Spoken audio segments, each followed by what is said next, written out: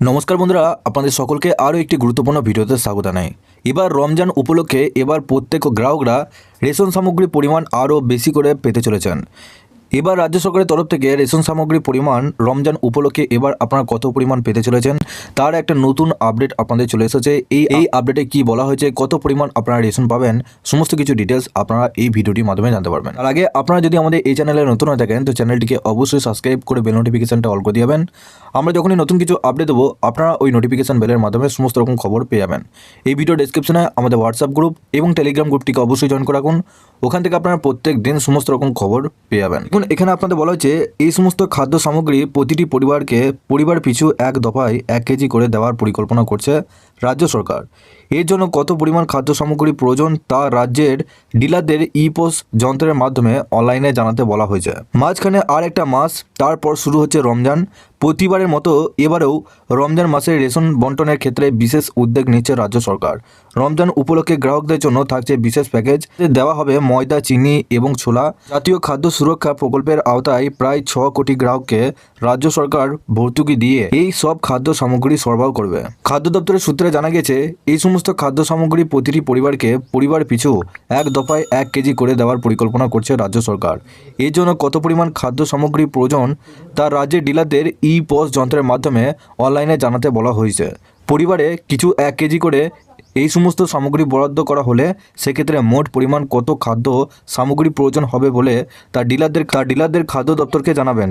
যদিও ডিলাররা জানাচ্ছেন যে কত দামে এই সামগ্রী বিক্রি করা হবে বা কতটা ভর্তুকি দেওয়া হবে তা খাদ্য দপ্তরের তরফে জানানো হয়নি। ডিলারদের বক্তব্য, আগে থেকে দাম না জানলে প্যাকেজের চাহিদা কেমন থাকবে বা কতটা প্রয়োজন হবে তা বোঝা সম্ভব নয়।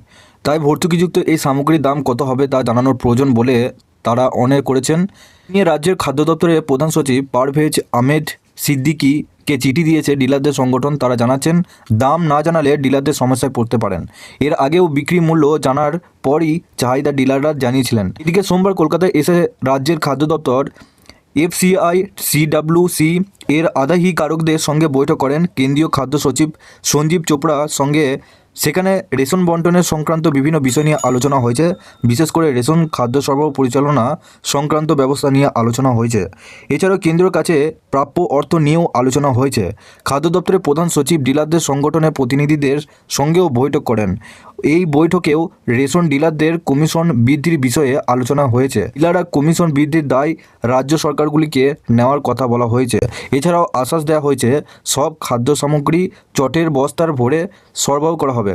তো এবার রমজান উপলক্ষে এবার কিন্তু আপনাদের আরও বেশি করে রেশন সামগ্রী আপনারা পেতে চলেছেন এবং এখানে আপনাদের ময়দা, চিনি এবং ছোলা আপনাদের থাকছে, যেখানে আপনাদের এর পরের যে মাস রয়েছে এই পরের মাস থেকে আপনারা কিন্তু পেতে পারেন। খাদ্য দপ্তর থেকে আপনাদের কিন্তু একটা নতুন চার্ট দিয়ে দেবে যে আপনাদের কোন কোন রেশন কার্ডে কত সামগ্রী করে আপনারা রেশন পেতে পারেন। সেটা কিন্তু আপনাদের খাদ্য দপ্তরের অফিসিয়াল যে ওয়েবসাইট সেখান থেকে দিয়ে দেয়। তো আপনাদের এবারেও কিন্তু দিয়ে দেবে, যখনই দেবে তখনই কিন্তু আপনাদেরকে আপডেট একটা দিয়ে রাখবো। আপাতত আপনাদের এবার রমজান উপলক্ষে রেশন সামগ্রীর পরিমাণ কিন্তু আরও বেশি পাবেন। রাজ্য সরকারের তরফ থেকে আপনাদের প্রত্যেক উপভোক্তাদের কিন্তু এই রেশন সামগ্রী কিন্তু দেওয়া হবে।